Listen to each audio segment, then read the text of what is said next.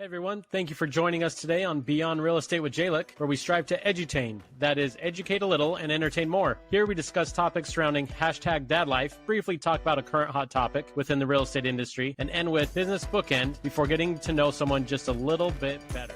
Welcome back to Beyond Real Estate, the podcast where we talk about everything from apparently this week drugs all the way to business books. We really hit the gambit of the high school lunchroom. I'm Jalen McKenna, and with me as always my co-host Nick Gumpert, and joining us this week is #the mortgage mom of three, Christina Moran.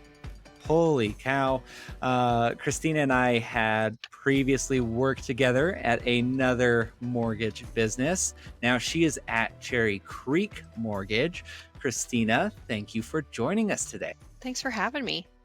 Oh, it's our pleasure, and everyone else is about to see why. So in today's #DadLife, though, we will be discussing how parents can effectively talk to their kids about all the hard topics confidently and effectively without the worry of saying something wrong or just plain crazy.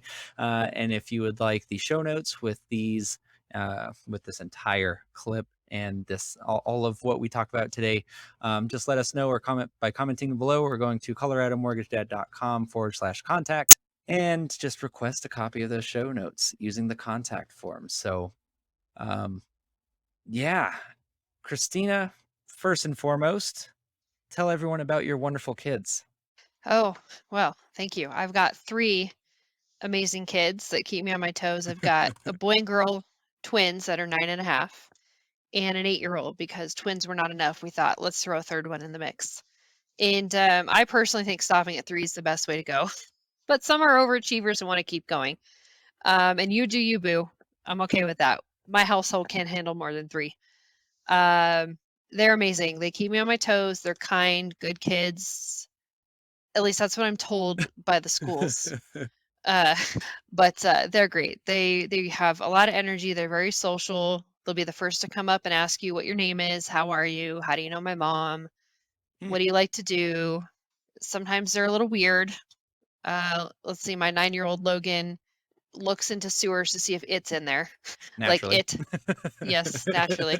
He has not seen the movie, though. He has not seen it. He just loves everything Stephen King. He wants to meet Stephen King, have a burger with him.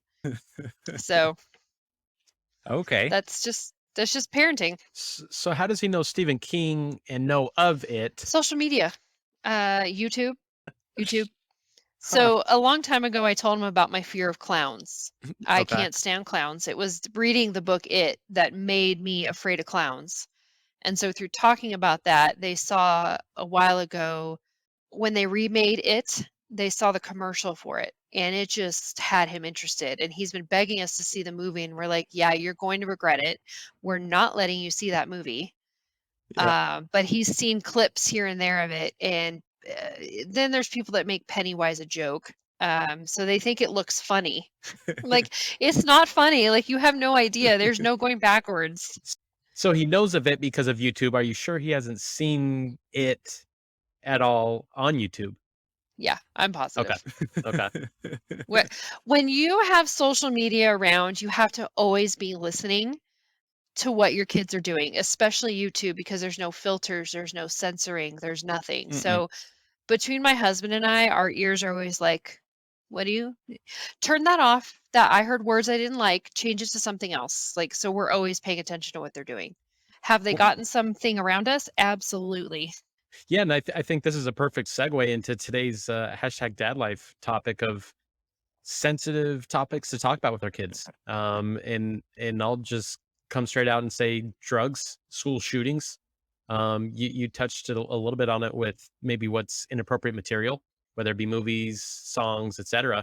But let's dive straight in to big elephant in the room. I think, especially these days, it's just in the headlines everywhere. School shootings, right? And let's even take that into drugs. And even if Christina, especially you being a mom with 8 and 9-year-olds, if you've had to have conversations or you're on the verge of, you're just like, need to do that one sooner than later. No one rabbit hole that I feel like, hey, let's make sure we stay down this path. So let's put you on the spot first. What is your opinion for when to have conversations? Let's talk about, I guess, school shootings and drugs just to start it, and then take it where you want. So first, I always like to point out, every household does things differently, and what we choose to do in our household is what works for us.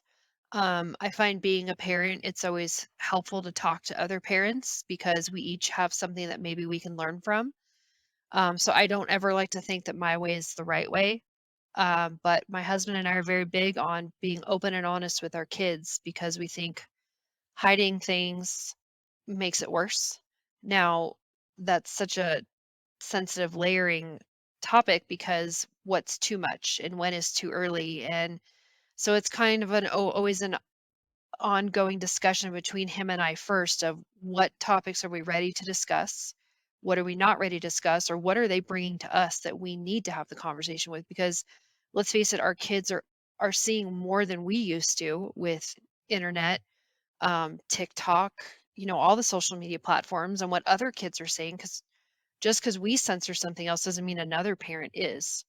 So we choose to be open and honest with also being sensitive to what we may not be ready to discuss. Um, I mean, I remember we were walking out of Boondocks and there was, I swear they had to have been not older than 12 smoking vapes. And Wow. yeah, and my kids looked at me and they're like, Mom, they're smoking.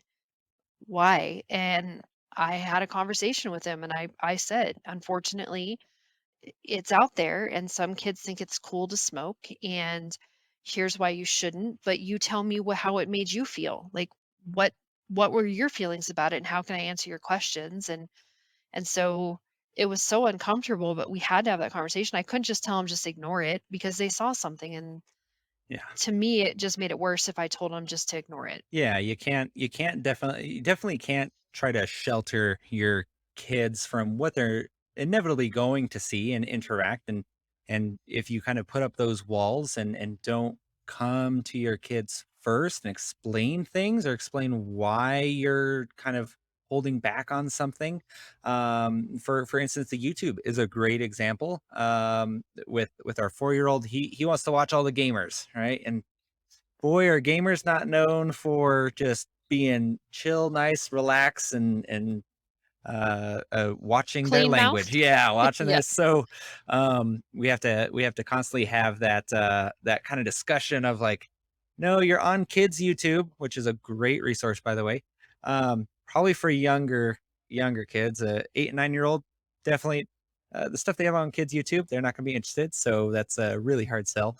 But we have to keep telling them like, no, you're staying in kids YouTube unless we can watch something with you or watch, make sure it's a content creator that we're familiar with or know what they are going to say or how they phrase things so that they're not exposed to those overtly just ridiculous things that a lot of people do to get the views. And yeah, young kid's gonna see that and be like, "Oh, that guy's cool," and boy, does he curse like a sailor. So, yeah, uh, moving to the next thing though of so yeah, listening to your kids. Christina pointed out there. I think that's huge. So, kind of getting their feedback on what they thought of the situation, and then also not oversharing.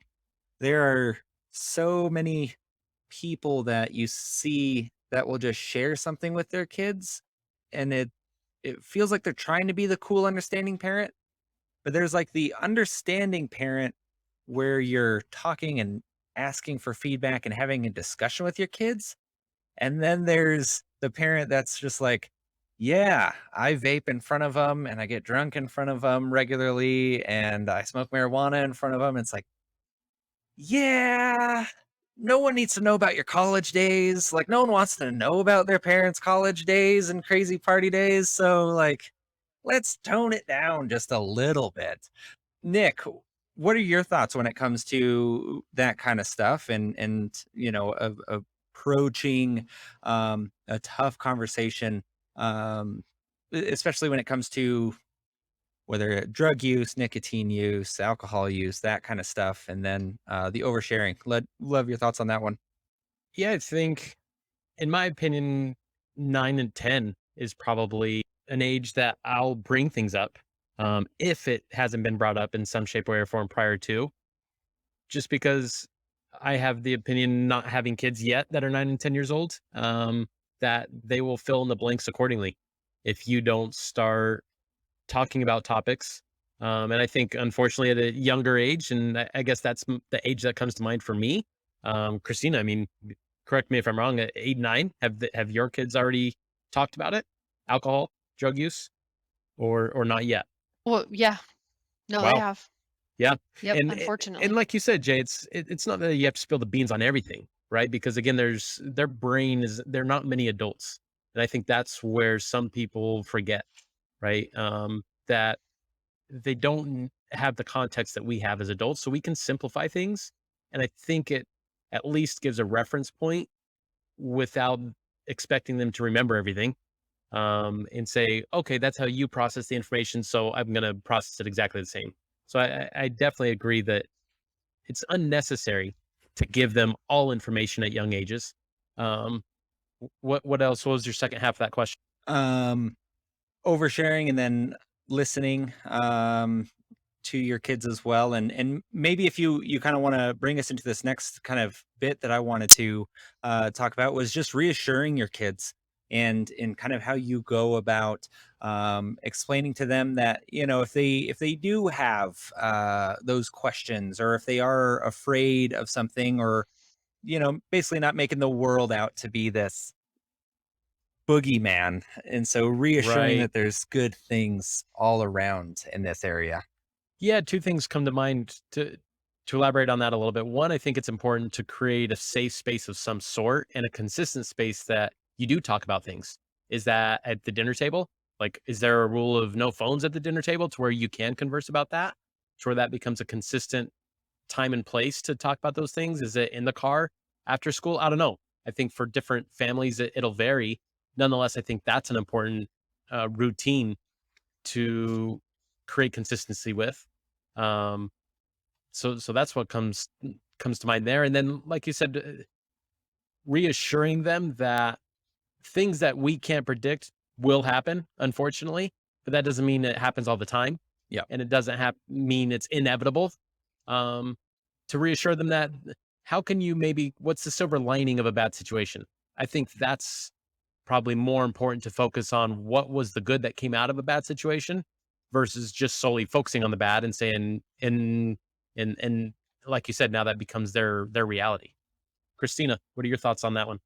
Well, I agree with what you said there because not only by creating safe spaces now, right, you're allowing them to feel comfortable coming to you later about anything, which is crucial because you want them to have that comfort level to know that when they're going through difficult situations, which they're going to have, we've all had them, that they have that security of being able to have those open dialogues with you, whether it be mom or dad. Hmm. But also, um, when they come up on those situations that happen, they're going to have you in their mind and be thinking about those things.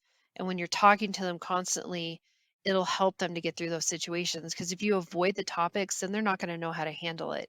And then when the peer pressure happens, or their friends are, they're not going to know what to do, and they're going to fall victim to the peer pressure because it's hard enough as it is.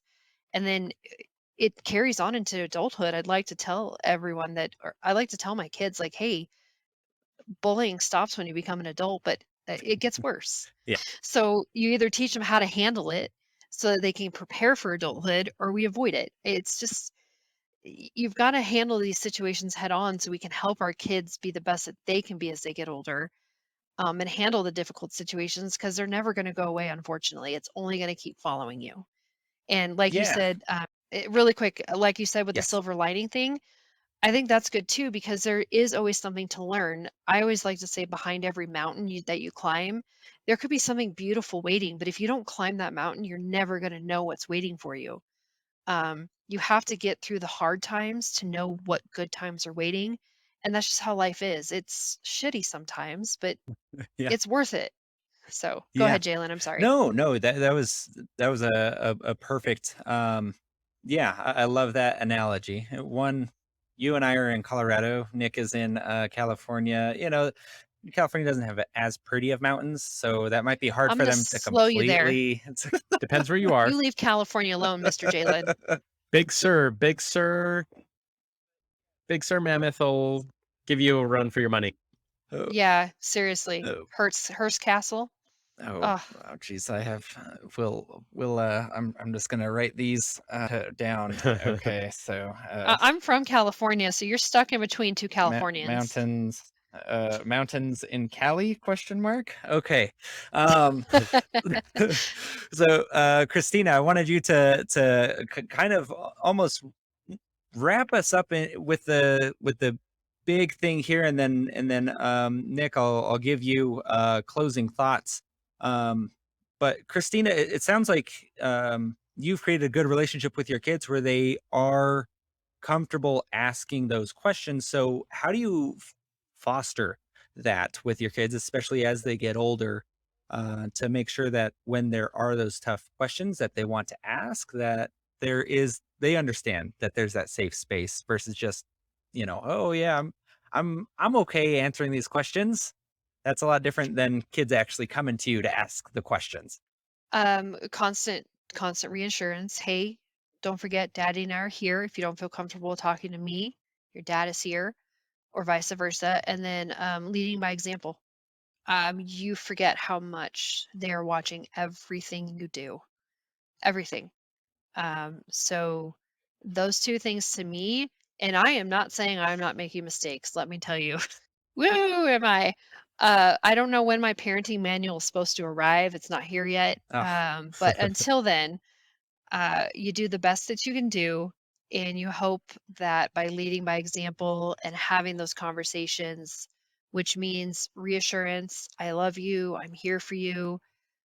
And I also find that when I do lose my temper, not me, I never do that, uh, that I talk to him about why. Why did mommy lose her temper? She shouldn't have done that, but this also could have helped me had you done, there's always a lesson behind it. Yeah. So, Yeah. how about you?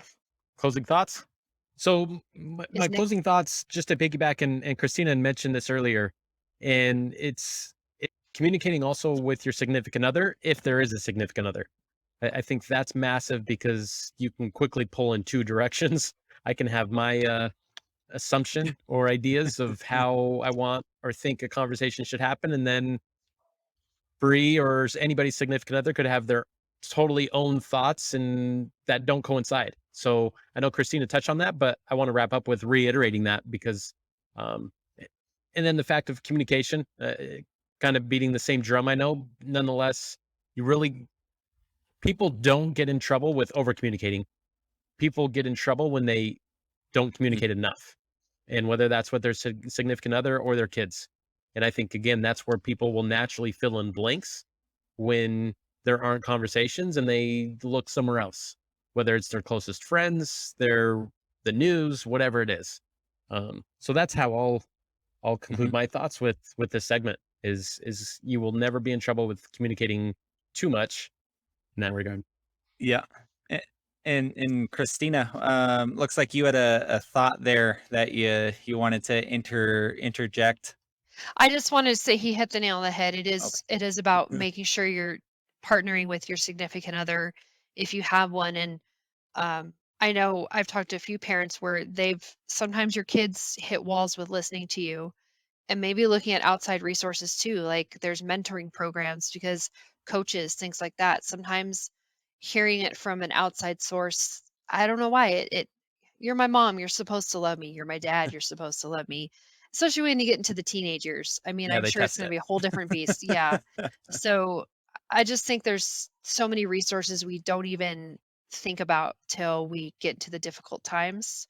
So, but you were so right, Nick. Your partner in crime should be always there to bounce things off as well. Yeah, and I'll finish us up here. Sorry, Nick, I was giving you final thoughts, but something came to mind when you guys were talking about that. There's I want to say 5 things that Dave Ramsey says makes a successful relationship with your significant other.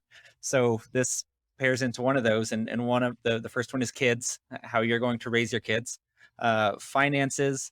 Oh boy, I can only remember 3 because I only got one more. And then the final one is how far away you should live from your in-laws.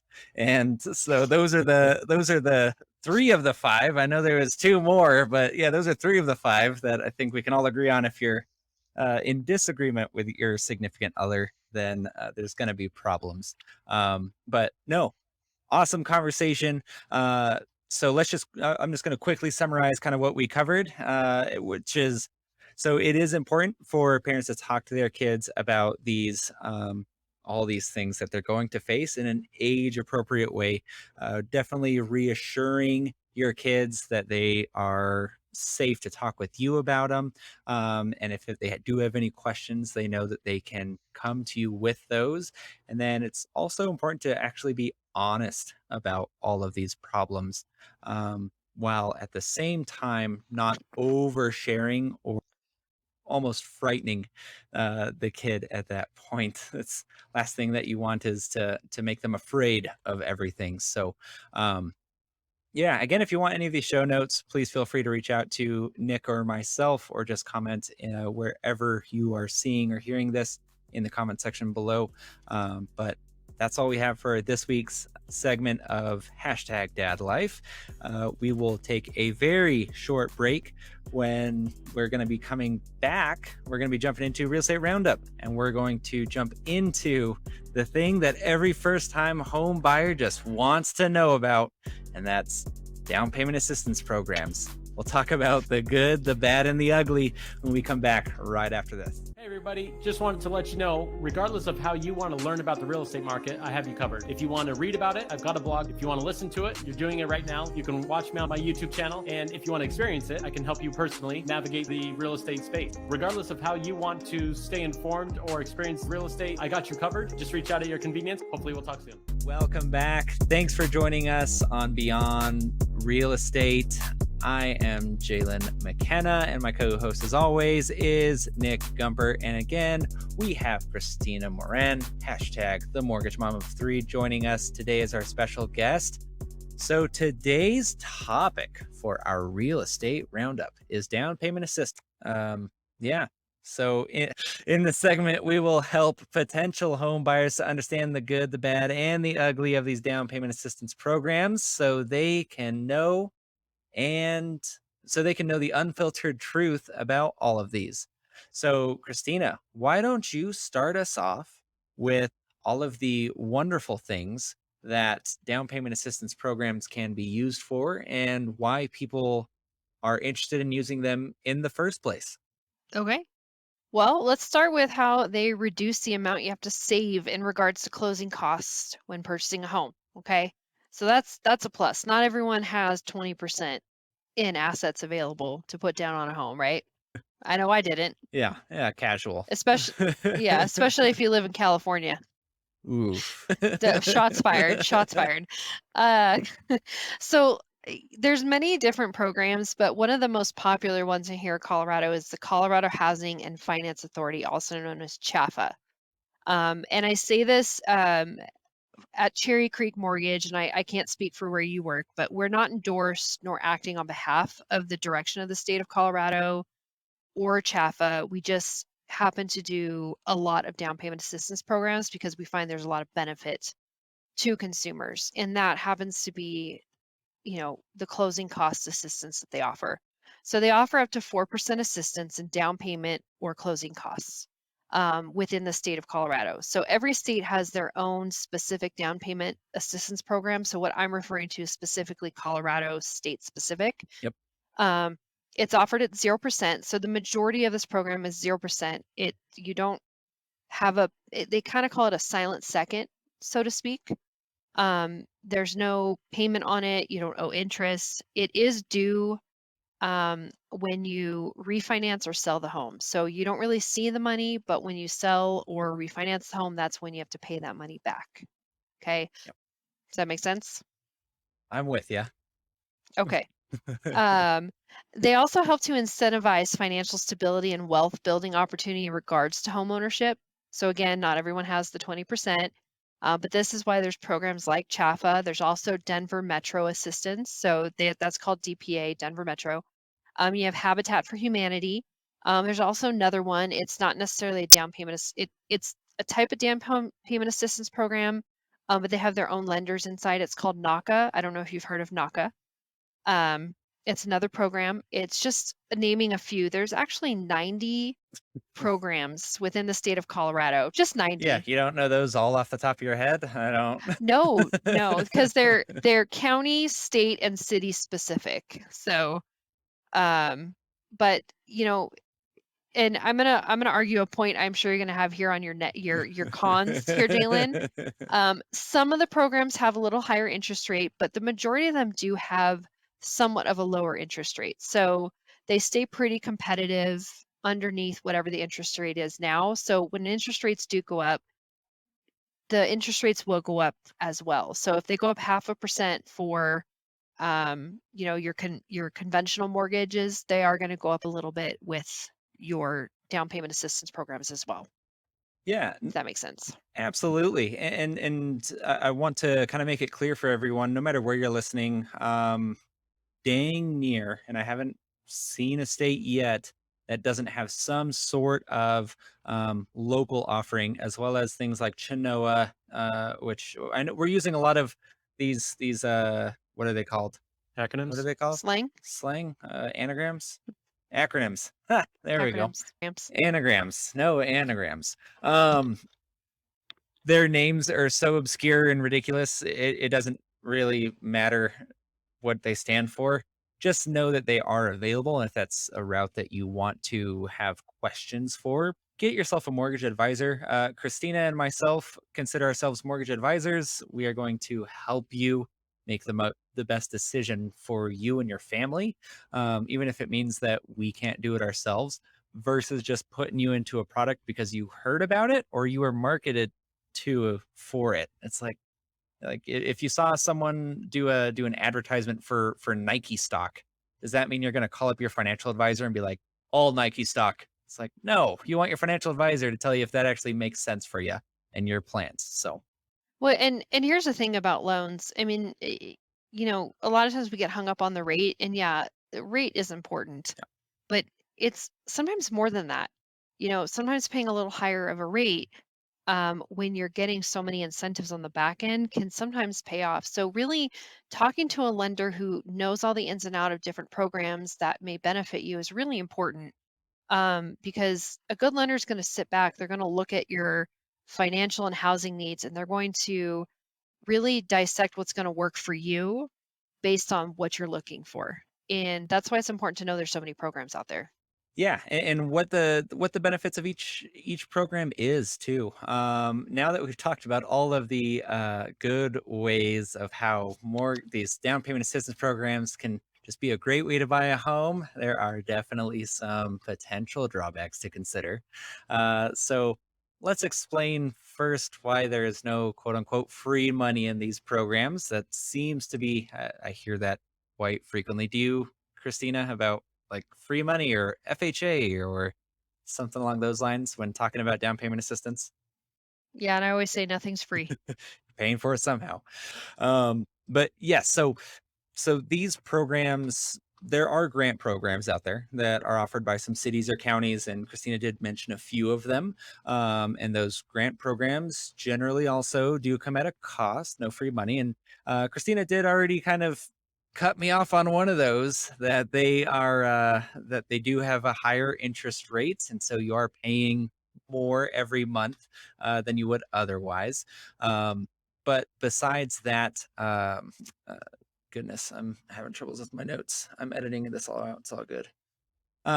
So many programs are set up in the way of higher interest rates, and that can vary from program to program, and from what they want to offer, can offer those slightly higher interest rates to if you are getting more money, or you are doing grant versus a silent second, like Marissa had mentioned, where there's that second mortgage that's always there that you'll have to pay back eventually, but it gets you into a home, which is important. They do come at that slightly higher interest rate for the better the benefit. And Christina, you really knocked out so many of my notes. You steel manned my argument as well, which is never fun. Oh, I'm so sorry. I'm so sorry. It's all good.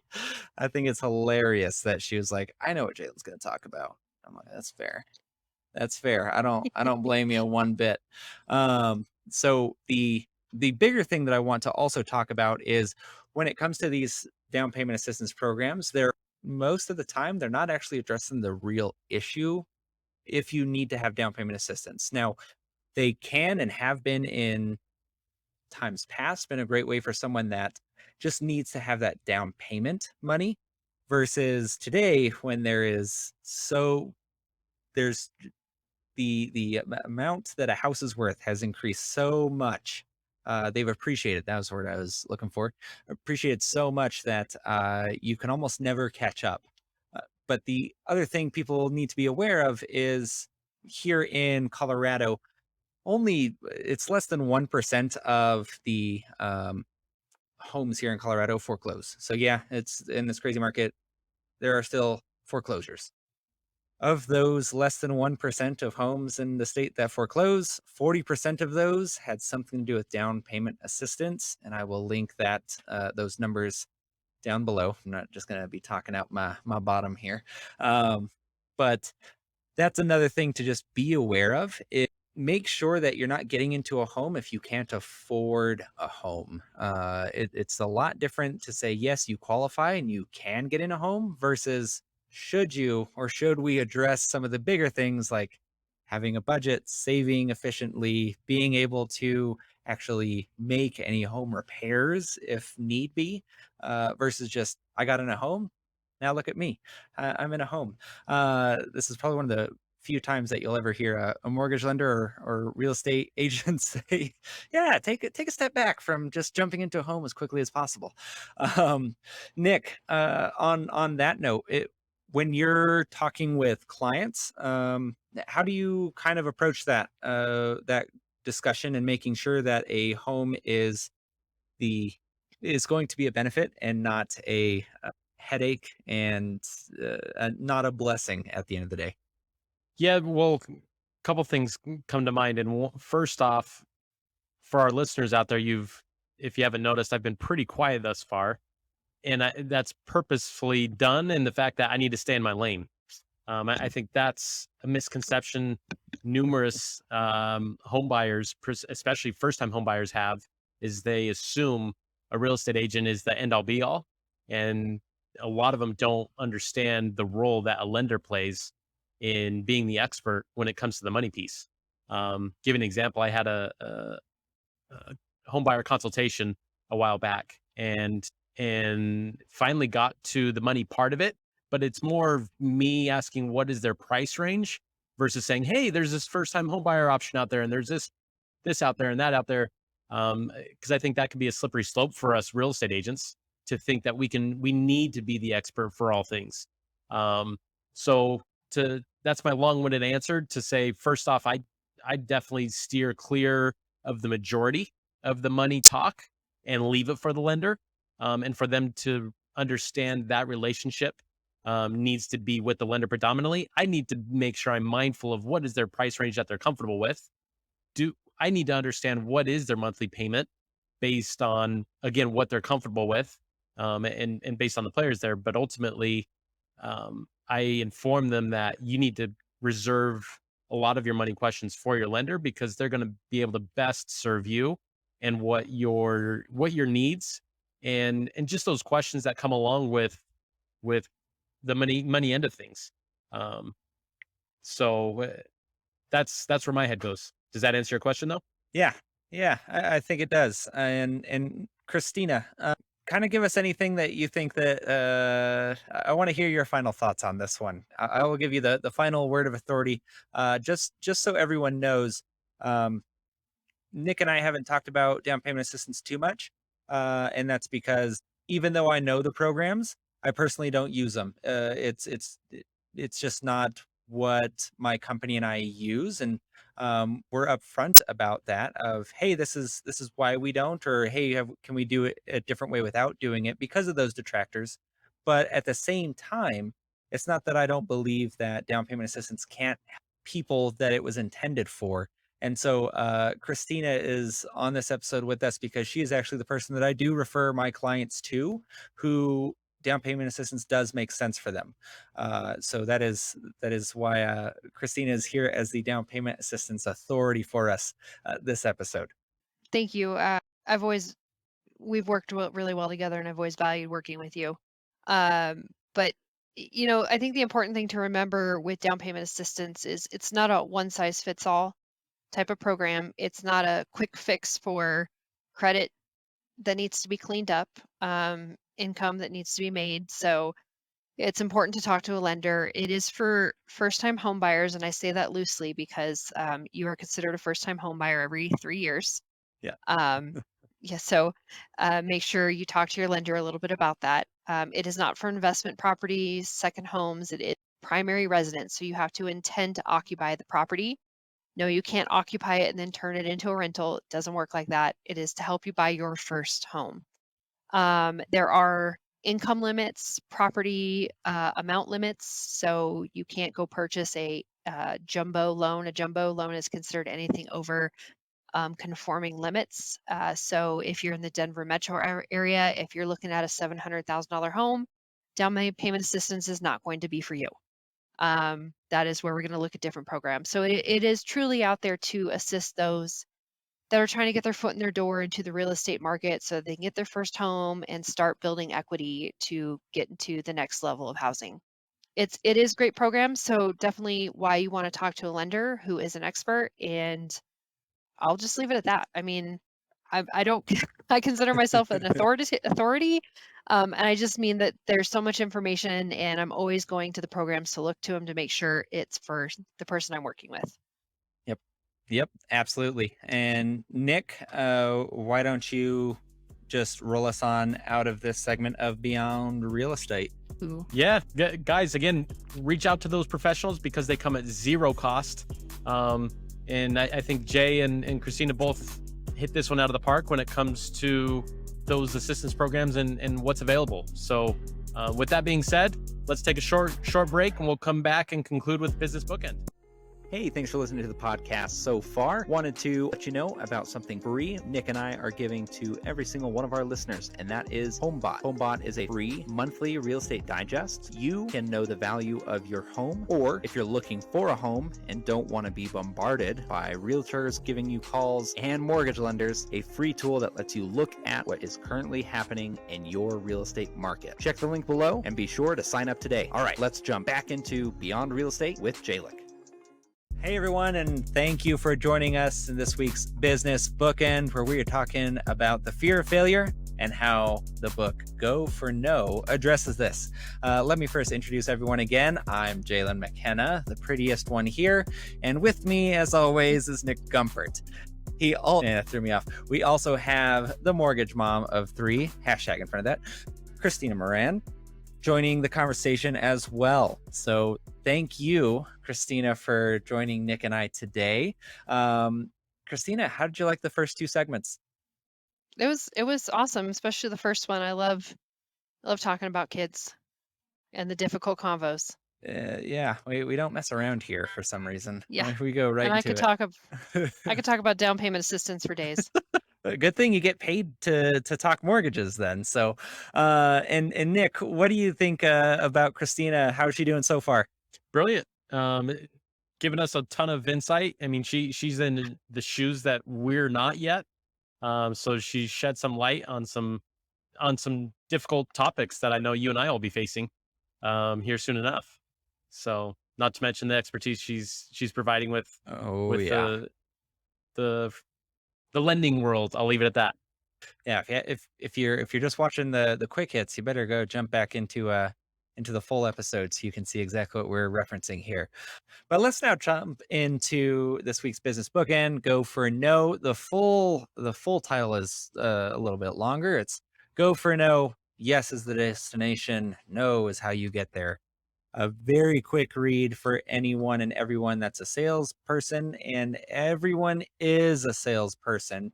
And if you think that you're not, definitely go to our previous episode where we talk about To Sell is Human by Daniel Pink, and ask yourself this as well. Do you often find yourself afraid of failure? Do you avoid taking risks because you don't want to experience the pain of rejection? Well, if so, then this week's business bookend will be for you. So in today's discussion, we're going to be talking about the importance of mindset in achieving success and providing strategies and tips for how to handle rejection and turn it into a positive force in your life. So, Christina, I thought for some reason there's Ben making his weekly. Hi, Ben, making his weekly cameo in the back. I love having Ben in the background. People ask me about him sometimes too. But you have not read this book, Christina, and neither have you, Nick, correct? Okay. You know what though? It's not a hard concept to understand. No, it's not. Let me do a quick summary of it's a nice storytelling. So if you enjoy those types of books like 7 Levels of Communication or That's a great book. Great book. yeah. So that kind of story mode kind of walks you through it, and it doesn't feel like you're reading a business book. So that's the one benefit. The other benefit is it's like 82 pages long, and so very quick read. But the big concept that they try to get out of it is going to be no is not a bad thing. At the end of every no is the potential for the next yes. And if you know how many no's you need to get a yes, say it's 5 no's equals 1 yes, and on average, then after 5 no's, you're feeling pretty pumped about that 5th phone call, 5th ask, 5th time you're knocking on a door, because you're going to be expecting that yes. Which makes life a lot better, and it makes it more manageable. And then the other thing is to not stop not stop selling or not stop asking, because in your mind you've already said no for whatever it is, for the client, customer, and it's that don't allow your own price points or limitations to be the reason why you tell someone, okay, we're done. We're done. Yep. You don't want to buy any more than this. So let's jump into some things, since all three of us, not both, all three of us are in the sales realm, even though it doesn't feel like it every day. We are, as mortgage lenders and realtors. What do you guys do to overcome that fear of rejection? Christina. Nick, you want to go first? Okay. So I think the first thing is just to do it. You have to just get in the weeds, get in the water, whatever it is, and start hearing the rejection. It's going to feel uncomfortable, awkward, awful at first, but the more you hear it, the more you realize it could be an opportunity for your approach. Always looking to do better. And then the more no's you hear, the more it's all about numbers. For every few no's, there's going to be a yes somewhere in there. So the more numbers you have, the more you're going to have that opportunity. Yeah, absolutely. I love opportunity. That's a good way to put that. Nick, for you, what are some maybe challenges that you face of fear of rejection or worried about what other people are going to think, and how do you approach that? Yeah, I am very mindful of how I frame questions, because I think yes and no questions simplify things too quickly. So instead, I try to ask, how would you like that to be done? Or what would you like to see happen? Versus, do you want that to happen or not? When you start sentences or questions with do and can, they usually end with a yes or no response. Do you like that? Yes or no. Can you do Yeah. that? Yes or no. Versus, how would you like to see that done? Now you have to think a little bit with regards to what is your preference for how you want to see it done. So that's how I try to purposefully navigate situations that I find myself in, or I know I'll find myself in, is to think that through. So I'm not just winging it, but there's some thought behind it versus, dang, I just set this person up to say yes or no. So that's where my head goes. Yeah. And it's always too, when you get that yes or no, you're like, dang, why did I ask it like that. I could have asked it in such a more elegant way, or I could have. Yeah, or follow up with another question to say what is it? Yep. Oh yeah, definitely. That's another good one too. I'm gonna make this look so good in post. You guys aren't gonna even recognize yourselves. Yeah. But yeah, so to Nick's point there, asking the right questions. And then also I think this is a big thing that basically any business owner, small, large, any salesperson, anyone that's ever asked for anything, so everyone, we stop ourselves because we impose our own limitations on the person. So the big example that I can use is, say you're asking for a referral or who else you can help, and then they give you one person. You're like, oh wow, that was a I got a referral. I have another person I can help. This is amazing. And it's like, well, that's great, imaginary Jalen. But did you actually, like, did you ask for more? They gave you one, so they trust you. They know that you're going to do right by their friends and family.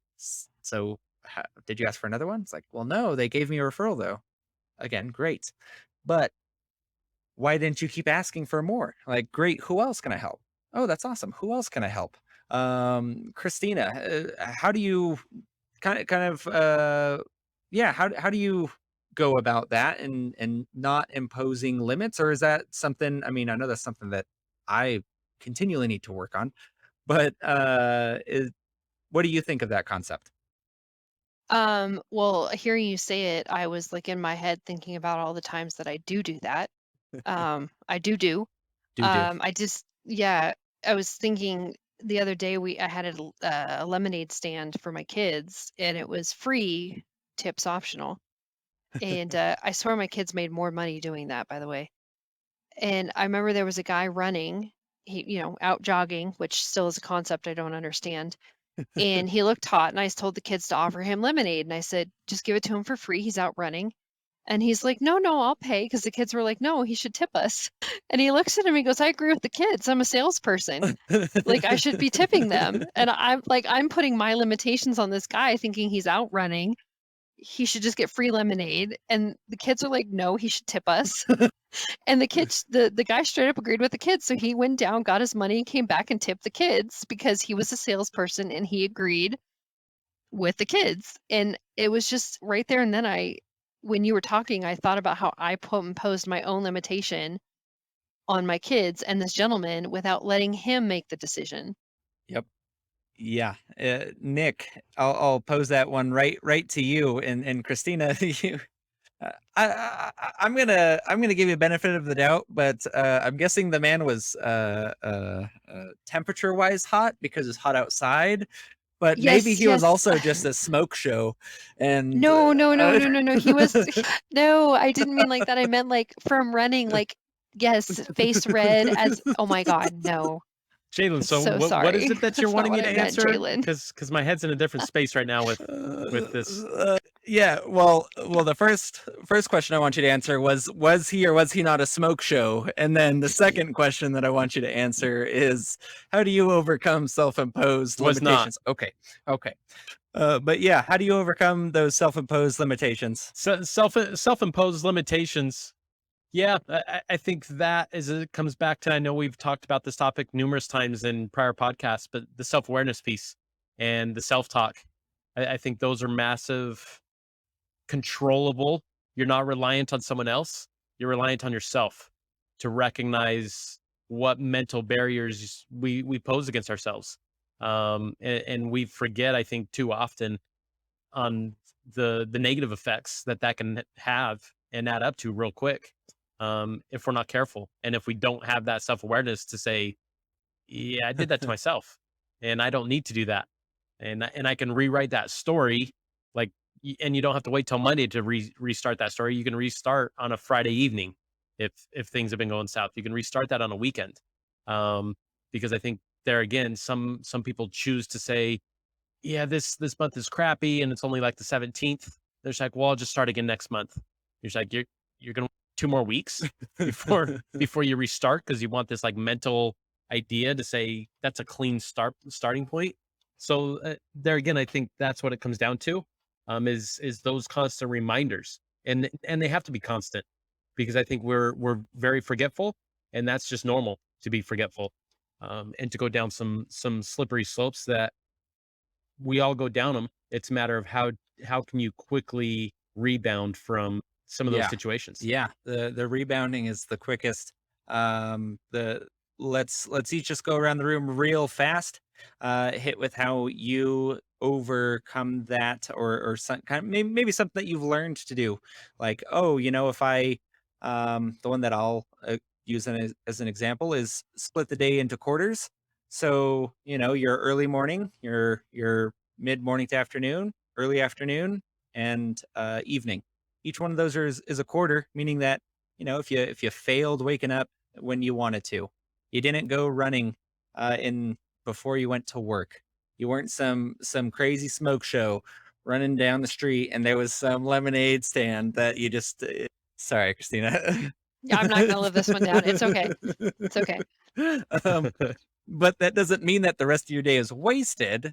Maybe you give yourself the grace and you're like, okay, this quarter I could have done better, but now the next quarter that's going to be starting here at 9 o'clock, that's when I'm going to jump into next level and really crush it. Christina, what are some things that you do to avoid that same thing?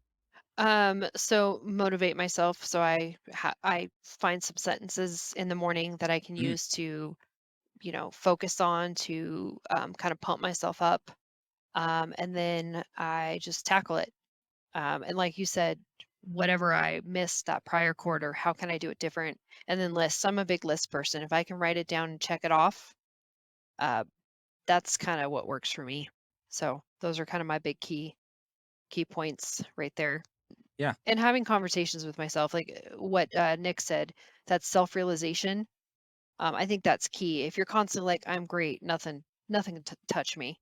That's not good. I'm a smoke show. You're never going to get anywhere. So being able to have those Uh, self-realizations of, I think it's a constant conversation. Like I'll get done having a conversation with a client while I'm waiting for them to submit that application. I'm like, okay, what could I have done better? How could I have said this better? Like I'm always talking to myself yep. internally. Yeah. So Nick? Well, I can't use a cop out and say affirmations, because that is a part of what I do in the morning. So I'll segue into another part. And Christina alluded to this one, but I'll piggyback on the idea of reflecting. I think it's important to, whether it's self-talk, whether it's journaling, and not just asking yourself what went well, but follow that up with a question with why. Hmm. And when you say, what can I improve? Follow up with a question with how. Because I think too many people might say, well, I'm going to reflect and think about what went well, and then it stops there. And I think digging a level deeper is, why did it go well? What about that went well? And when you're just like, well, I'm going to do better tomorrow. Okay, dig a level deeper and ask the next question of, how will I get better tomorrow? And I think the more specific we can be, whether it be what we track, whether it be how we reflect, I think it's only going to help anybody get back on track when they fall off the rails a little bit. that's a good point. Yeah, that really well said. And I think with those, now everyone has something that they should be able to. I mean, find which one jives with you. Whether it's Christina and you're able to find those motivational quotes that you're just able to sit down and be like, this gets me pumped up, and finding a few of those that you can cycle through, breaking your day off into quarters, or even, finding out exactly. I like Nick's approach is very analytical, which makes sense for Nick, and I think it's actually a really good way to assess and reassess exactly what's working for you and how you're going to actually make it better. We've all done that where we're like, yeah, I'm gonna rock it tomorrow, and we do not rock it tomorrow because we didn't have a plan in place. We didn't know what to change. So I think any one of these three can definitely help. I know I'm going to be probably stealing both of theirs, in all honesty, 'cause it's always good to have some extra backup things that you can use. But yeah, I'm going to call it for this week's episode of Business Bookend. So really hope that y'all enjoyed the discussion and mindset and overcoming failure, and that there was some value that you found in there. So remember, everyone is a salesperson, but now we are going to almost let Christina go. First, Christina, how can people find you? Numerous ways. You can email me. I think you're going to be putting that down at the bottom. Okay. You can find me on TikTok. I do TikTok, Facebook, Instagram, LinkedIn. If there's more social media, I don't want to know about it. I'm capped out right now. I'm capped out. I do have a Twitter account, but it is only for Taylor Swift. Oh, okay. Well, now that we Jay, all I think know, we need to hit the rewind button. Yeah. I was gonna. You might want to edit that out. I was gonna say, now that we know more about No. Christina on the hot seat. I know. Oh. Don't you think that I forgot it? Don't you think I forgot it? Now that we all know where we can talk with Christina about the smoke show and maybe see if she knows his number. We know what neighborhood he lives in. So there's ladies out there, there's a chance. And then Christina, before we let you go, we now know where to find you, but we still need to know just a little bit more about you. And so, Nick, we like to conclude our podcast with a few simple questions just to get a snapshot of those we know, like, and trust with an activity we call the hot seat. This is inspired by the great James Lipton, and he is late, unfortunately. So with no further ado, Christina, what's your favorite word? Legendary. What's your least favorite word? Liar. What sound or noise do you love? My kids snoring. What sound or noise do you hate? My husband snoring. If you didn't do what you're doing, what profession would you like to do? I want to be a cartoon voice, like a voice actor. And what profession would you never like to do? A lawyer. And before you die, where must you visit? France. There you go. You know Christina just a little bit better, just like the rest of us. So without any further ado, Christina, thank you again for joining us today. And for wherever you may be watching and or listening, good morning, good afternoon, good evening. And we'll catch you back here, same time, same place next week. Thanks, everyone. Hey, thanks again for listening. If you want to hear more of Jalen McKenna, Colorado's mortgage dad, and his take on the Colorado real estate market, or just mortgages and mortgage news in general, check out the links below. Also, check out the links below for more information on products, books, or references made in this podcast. And please don't forget to subscribe, like, and share.